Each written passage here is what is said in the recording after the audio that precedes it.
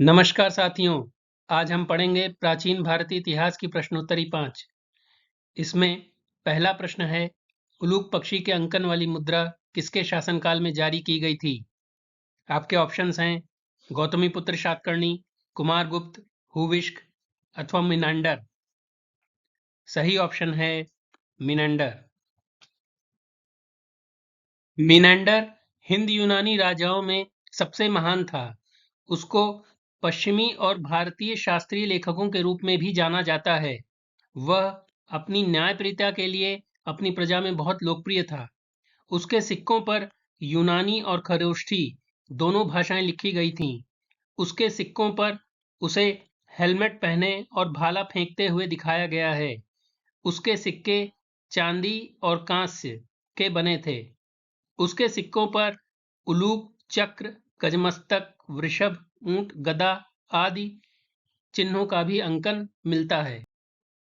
Menander ने एक प्रसिद्ध बौद्ध भिक्षु नागसेन के समक्ष बौद्ध धर्म ग्रहण किया था। उसके द्वारा बौद्ध भिक्षु नागसेन से पूछे गए प्रश्न मिलिंद पन्हों में संकलित हैं। प्रश्न को पाली भाषा में पन्हों के नाम से जाना जाता है। दूसरा प्रश्न है, किस शासक के सिक्कों पर भगवान शिव, नंदी व त्रिशूल अंकित थे? आपके ऑप्शंस हैं स्कंदगुप्त, हर्ष, राजराज अथवा विम कटफिसेस। सही ऑप्शन है विम कटफिसेस। विम कटफिसेस एक कुषाण शासक थे जिन्होंने 113 से 127 ईस्वी तक शासन किया। वह विम तक्तों के पुत्र और राजा कनिष्क के पिता थे। उन्हें कटफिसेस द्वितीय के नाम से भी जाना जाता है। वे अनन्य शिव भक्त थे और उन्होंने सोने के सिक्के जारी किए थे। उनके सिक्कों पर भगवान शिव, नंदी और त्रिशूल की आकृति भी थी। इसके अलावा अन्य भारतीय देवी देवताओं तथा फारसी और यूनानी देवताओं को दर्शाने वाले सिक्के भी जारी किए गए। उन्होंने अपने सिक्कों पर संपूर्ण विश्व के स्वामी की उपाधि को धारण किया। कुषाण सोने के सिक्कों को दिनारा कहा जाता था और ये प्राचीन रोमन डेनारियस से प्रभावित थे। कुषाण वंश का शासन पंजाब क्षेत्र और उत्तर पश्चिमी सीमांत प्रांत तथा अफगानिस्तान तक व्याप्त था। तीसरा प्रश्न है, किस शासक के सिक्कों पर भगवान शिव, स्कंद, कुमार व चतुर्भुजी विष्णु अंकित थे? आपके ऑप्शंस हैं मिनांडर, श्रीगुप्त, हुविश्क अथवा सुलक्षण वर्मा। सही ऑप्शन है हुविश्क। हुविश्क के सिक्कों पर भगवान शिव, स्कंद, कुमार व चतुर्भुजी विष्णु अंकित थे। हुविश्क कुषाण वंश का शासक था जिसने कनिष्क के बाद राज किया। हुविश्क के बाद कुषाण साम्राज्य का विस्तार हुआ और इसका केंद्र मथुरा में स्थानांतरित हुआ। हुविश्क के शासनकाल में कुषाण साम्राज्य का विस्तार बैक्टीरिया के बल्ग से भारत के मथुरा तक हुआ। हुविश्क के सिक्के पाटलिपुत्र और बोधगया में भी मिले हैं। बोधगया में बुद्ध के ज्ञान सिंहासन के नीचे भेंट के रूप में एक ताबीज भी मिला है। हुविश्क की प्रतिमा में सोने के सिक्के और ताबीज पाए गए हैं। हुविश्क के शासनकाल में कुषाण साम्राज्य का विस्तार उत्तर भारत में हुआ और उसकी शक्ति मजबूत हुई। चौथा प्रश्न है, व्याघ्र शैली या सिंह निहंता आकृति के अंकित सिक्के किस शासक के शासनकाल में जारी किए गए थे?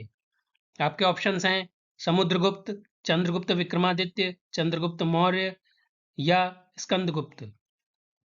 सही ऑप्शन है चंद्रगुप्त विक्रमादित्य। व्याघ्र शैली या सिंह निहंता आकृति के सिक्के चंद्रगुप्त द्वितीय विक्रमादित्य के शासनकाल में जारी किए गए थे। उनके सिक्कों पर उनके पराक्रम और शक्ति को दर्शाते हुए उन्हें बाएं हाथ में एक धनुष पकड़े हुए दिखाया गया है जो एक सजे हुए घोड़े पर सवार हैं। इनके सिक्कों के पीछे कमल पर बैठी हुई सौभाग्य की देवी श्री की आकृति भी मिलती है। उनके सिक्कों पर उन्हें कुछ आभूषण जैसे बाजूबंद हार, झुमके और कमरबंद पहने हुए दिखाया गया है। चंद्रगुप्त द्वितीय विक्रमादित्य के सिक्कों पर उनका नाम संस्कृत में श्री चंद्रगुप्त के नाम से उल्लेखित है। वह चांदी के सिक्के जारी करने वाले पहले गुप्त शासक थे, जिन्होंने शक परंपरा के आधार पर चांदी के सिक्कों का उत्पादन शुरू किया। 5वां प्रश्न है, मयूर पर आसीन कार्तिकेय की आकृति वाला सिक्का किसके शासनकाल में जारी किया गया था? आपके ऑप्शंस हैं चंद्रगुप्त द्वितीय विक्रमादित्य, स्कंदगुप्त, कुमारगुप्त अथवा श्रीगुप्त। सही ऑप्शन है कुमारगुप्त। मयूर पर आसीन कार्तिकेय की आकृति वाला सिक्का कुमारगुप्त ने जारी किया था। इन सिक्कों पर गरुड़ के स्थान पर मयूर की आकृति उत्कीर्ण करवाई गई थी। इन सिक्कों के मुख्य भाग पर मयूर को राजा के साथ खेलते हुए की आकृति तथा पृष्ठभाग पर आसीन भगवान कार्तिकेय की आकृति उत्कीर्ण थी। कुमारगुप्त के सोने के सिक्कों को दीनार या सुवर्णा कहा जाता था, जिन पर राजा की आकृति को जटिल रूप में दिखाया गया है। इन सिक्कों पर अश्वमेध यज्ञ के बारे में भी पता चलता है।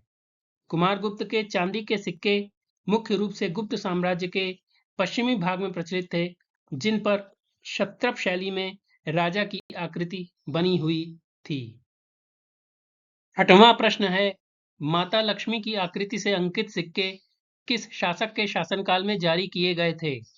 आपके ऑप्शंस हैं कुमारगुप्त, स्कंदगुप्त, चंद्रगुप्त द्वितीय अथवा श्रीगुप्त। सही ऑप्शन है स्कंदगुप्त। स्कंदगुप्त के समय की स्वर्ण मुद्राओं के मुख्य भाग पर धनुष बाण लिए राजा की आकृति तथा पृष्ठभाग पर पद्मासन में बैठी मां लक्ष्मी के साथ श्री स्कंदगुप्त उत्कीर्ण है। कुछ मुद्राओं पर गरुण ध्वज तथा उसकी उपाधि क्रमादित्य भी मिलती है। रजत मुद्राएं पहले जैसी ही हैं। मुख्य भाग पर वक्ष तक राजा का चित्र तथा पृष्ठभाग पर गरुण नंदी तथा वेदी का अंकन भी मिलता है। 7वां प्रश्न है, नंदी पर आसीन भगवान शिव व माता पार्वती की आकृति वाले अंकित सिक्के किस शासक के शासनकाल में जारी किए गए थे? आपके ऑप्शंस हैं हुविष्क, स्कंदगुप्त, कुमारगुप्त अथवा हर्ष। सही ऑप्शन है हर्ष।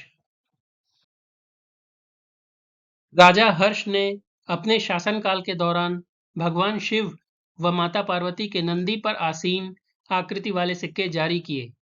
इन सिक्कों पर भगवान शिव की आकृति राजा हर्ष के अनन्य शिव भक्त होने का प्रमाण देती है। 8वां प्रश्न है, हिंद यवन शासकों का स्वर्ण व रजत सिक्का क्या कहलाता था? आपके ऑप्शंस हैं दीनार व द्रम, डेरियस व करशापण, दीनारा व पुराण अथवा स्टेटर व द्रम। सही ऑप्शन है ऑप्शन डी स्टेटर व द्रम। हिंद यवन शासकों का स्वर्ण सिक्का स्टेटर कहलाता था व इनका चांदी का सिक्का द्रम कहलाता था। हिंद यवन शासक यूनानी मूल के थे, जिन्होंने भारतीय महाद्वीप के उत्तर पश्चिमी क्षेत्र पर 200 ईसा पूर्व से 10 ईस्वी तक शासन किया। डेमेट्रियस प्रथम भारत के हिंद यवन शासक का संस्थापक व मिनेंडर एक महान हिंद यवन शासक था। 9वां प्रश्न है, सिक्कों के अध्ययन को क्या कहा जाता है? आपके ऑप्शंस हैं एपिग्राफी, पेलियोग्राफ, एपिटैफ अथवा न्यूमिस्मैटिक्स। सही ऑप्शन है न्यूमिस्मैटिक्स। सिक्कों के अध्ययन को न्यूमिस्मैटिक्स कहा जाता है। अभिलेखों के अध्ययन को एपिग्राफी कहा जाता है। प्राचीन तिथियों के अध्ययन को पेलियोग्राफी कहा जाता है और दिवंगत व्यक्ति के लिए कहे गए शब्द, विशेषतः उसकी समाधि पर अंकित समाधि लेख को एपिटैफ कहा जाता है।